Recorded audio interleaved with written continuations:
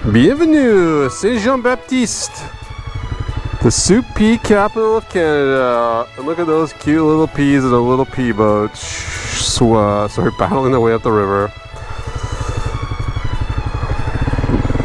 That is today's destination. Hi, I'm Kix. I love food, travel, and motorbikes. This year, I wanted to see my own backyard, Canada.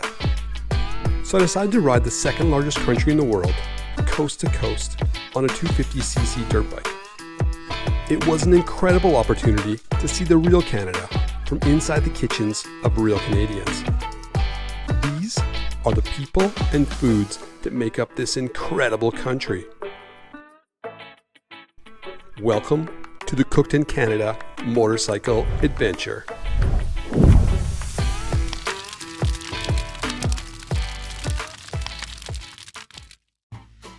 We're headed to Saint-Jean-Baptiste, the soup pea capital of Canada. Originally named 𝗔𝗯ance for the abundance of wild plums that grew along the riverbanks. It was later renamed by an archbishop in 1872 in honor of the patron saint of French Canadians, Saint Jean-Baptiste. Nothing like a little religious pressure to motivate the settlers. Here, along Manitoba's Red River, is some of the Prairie's most fertile land. Perfect for cereal crops like the iconic Red River cereal, and highly sought after specialty seed crops like soup peas. My reason for coming, nearly 150 years since they were first planted. I'm put in touch with local delegate Mona Lavallée, who organized today's lesson on pea soup with a group of local francophones that grew up in the area and know the food and culture well. Check out that golf cart. I thought my bike was cool. I'd rather be going cross-country in that little red devil. I'm lucky to be in a room full of Franco-Manitobans who are speaking English, and have even translated their traditional recipes of pea soup, sugar pie, and wild cranberry ketchup for my benefit. The area used to be a global exporter for soup peas, and it's explained that the soup pea was a popular dish amongst French Canadians as it was cheap and nourishing. Jean started making the soup for town festivals over 20 years ago, and it got so popular that she found herself making 25 pails of the dish for local events like Canada's largest ATV derby that's held here yearly. Well, I started out with, we had a festival on the river, and seeing it was the pea soup capital, I figured, well, why don't we make soup and give it away to everybody? So I made the soup, we would put it in a coffee cup and give a little taste to everybody. And then after that, we started having that quad derby. And that we have thousands, it's the biggest in Canada, or in Manitoba for sure. And I would make 25 pails of pea soup, of ice cream. 25 pails of pea soup? Yeah, pails of ice cream. Yeah, so I would make 25 pails, and then we'd bring it to the canteens, and we would serve that and sell it. Wow. The group pulls out all of the cultural stops, and along with Janine's pea soup comes a tarte au sucre for dessert. This is sugar pie. Sugar pie, that's a name? It's got brown sugar. You still make that. Your sugar pie? Yes, what about my sugar pie? Oh, I thought that was just a nickname she was giving you. But she was like, hey, sugar pie. It's very tasty, but not good for the waistline. Oh, that's probably better. Yeah, and that is an old French-Canadian recipe. Also, I did bring the recipe. Yeah, but the actual name translates to sugar pie? Like the name is sugar pie? In French, c'est tarte au sucre. Oh, it sounds better in French. And a classic tortilla meat pie. Raymond made the meat pie. Served with a homemade cranberry ketchup, hidden in a cheese whiz jar. In the jar, the cheese whiz jar, that's a sauce that we eat with meat, but especially with meat pie. It's made with wild cranberries. Wild cranberries? Yes. It tastes a little bit like HP sauce, but maybe a little bit sweeter. And a classic handcrafted ketchup that Mona made, disguised in a Heinz container. And I made tomato ketchup. My mom's recipe. Oh, it's a real one. I thought you bought that. No. I mean, it's in a bottle of Heinz, but Yeah. And the buns? Someone make the buns too? The Winkler Bakery. Oh, The Mennonite buns. the Mennonite buns, oh, even better. So everything here is essentially made from the area. Yeah. All of the area's most culturally significant dishes are right here, and they're all delicious. After the most amazing lunch, Mona takes me on a tour of the town and gives me a bit of the history of the area. Things have changed a lot over the years, and the bridge that used to connect the town to residents on the other side has since been taken down, and the only way across the river is via ice road in the winter. Back in the 50s, there used to be homes over on the other side, yeah. but after the 1950 flood, like a lot of those places flooded, so the homes that were still salvageable, they moved them into town. Then a history lesson that can be found on a large mural in town, depicting life on the river, the local ice fishing pastime, and a look at Canada's largest ATV derby that sees over 1,000 quads show up here for some muddy fall fun. Interestingly, this new age quad derby has helped retain the history of the soup pea capital with the help of Janine and the 25 pails of pea soup she serves up for it. Raymond gets me VIP access to this stunning Gothic-style church made of Tyndall stone, whose foundation was excavated by horses nearly 100 years ago. The church is stunning both inside and out. Built in the 1920s. Yeah. Okay. My dad remembers digging the basement, because there's a full basement. Yeah. Digging the basement with horses. With horses? Horses. Whoa. Because think about it, in the 1920s, you didn't have all the machinery that you have today. Yeah. So all this stone was brought in by train. And I don't know exactly how they put it all up, but it was all manpower. It looks immaculate. Yeah. The diocese, the Archdiocese of St. Boniface, had commissioned a man named Mr. Monty to make paintings for different churches to beautify the churches. So I know he did here, he did 𝗔𝗁𝗂𝗁, and I don't know which other one. So that painting and the two on the sides, Mr. Monty had done. But yeah, this is the confessional.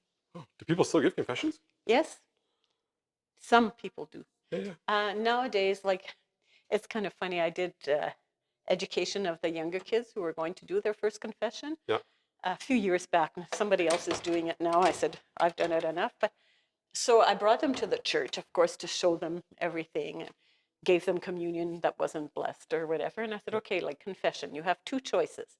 You can go in this, because they would go in this little thing here. Yeah. And there's no light in this one. Yeah. Oh, look at that. There's salt in there? groceries. Yeah, salt for. And I said, you can go in here, or you can sit in a bench with the priest, like there won't be anybody around, and you can just talk to the priest that way. Yeah. So you get to choose. There's all chose to go in here. Oh, Like, geez. I was really surprised. Yeah.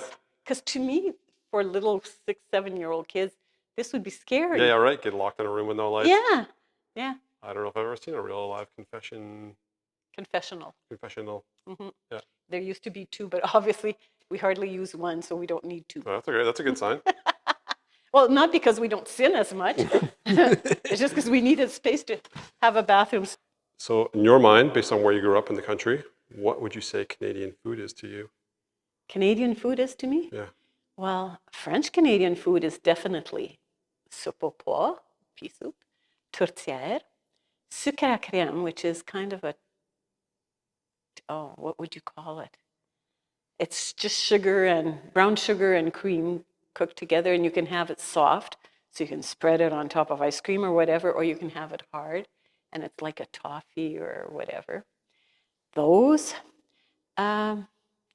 beans, like baked beans, were kind of a staple. Baked beans, yeah. Yeah.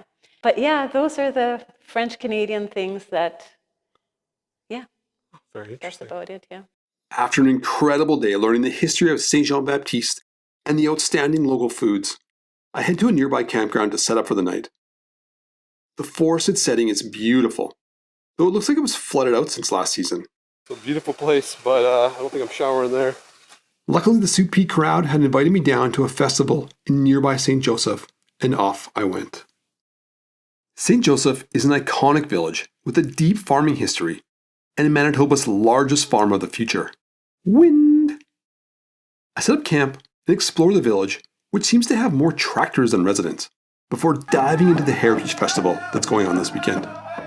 A mix of local Indigenous and Francophone cultures that have existed here together for over a century.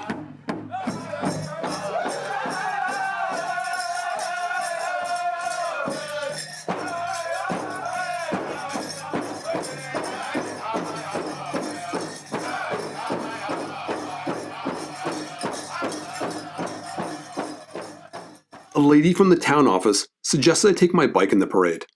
I could tell right away this lady knew how to spot a good representative for Western Canada when she saw one. Or maybe it was because I was the only bike in town.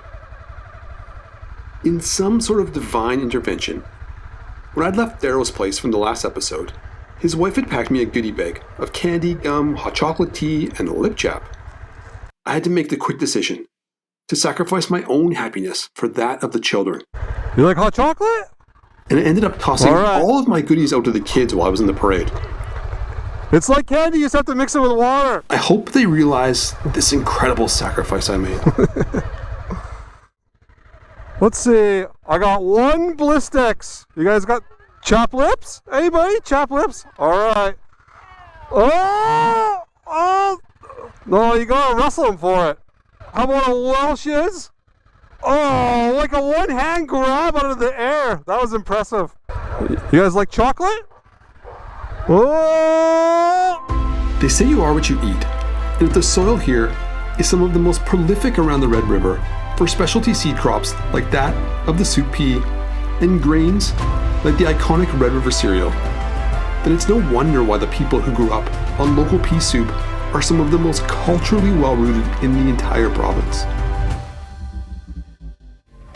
After an amazing time in St-Jean-Baptiste discovering some of the subtle secrets of French Canadian culture and cuisine, as well as a weekend of food, fun, and partaking in the parade, it's time for a little fun in the sun.